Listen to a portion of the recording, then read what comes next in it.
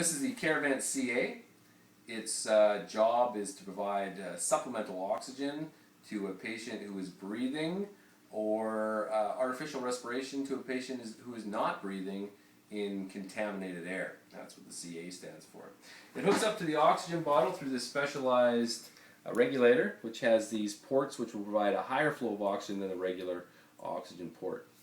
Now, to hook it up to my patient, I've just taken this 3M respirator harness, and I'm just going to slide that behind the back of the patient's head, which goes in quite nicely without having to lift the patient's head at all.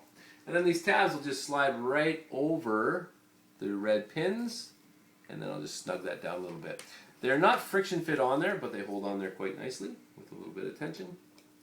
And I'll do the same thing with the neck straps. Make sure it's centered on there, and then snug it down to make sure you have a real good seal.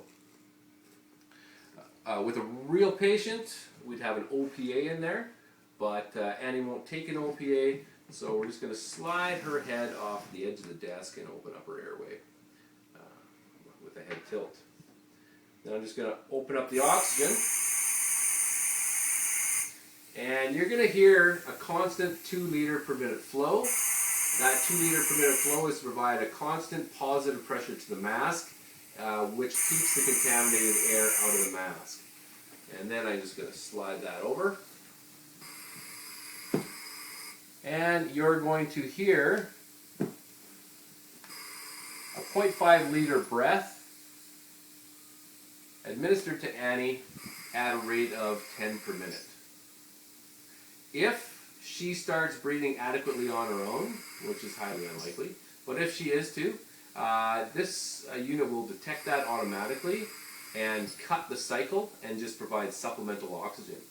Then if her breathing becomes distressed again, or if she stops breathing again, it will go back into this cycle of 0.5 liters at a rate of 10 per minute.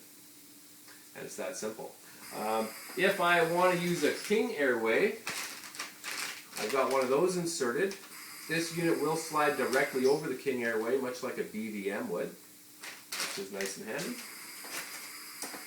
If I need to do CPR on Annie, typically I would like to do continuous compressions, but if you're trained to do a 30-2 ratio, then you're just going to want to hit this CPR button here, and that's going to pause the cycle for 20 seconds while you do your 30 compressions.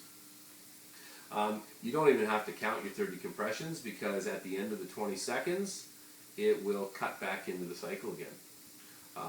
However, it will cut back into the cycle. It won't just give 2 vents. So after you hear it give 2 vents,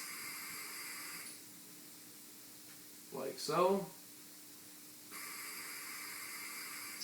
you'll need to push the CPR button again so you can do your next 30 compressions.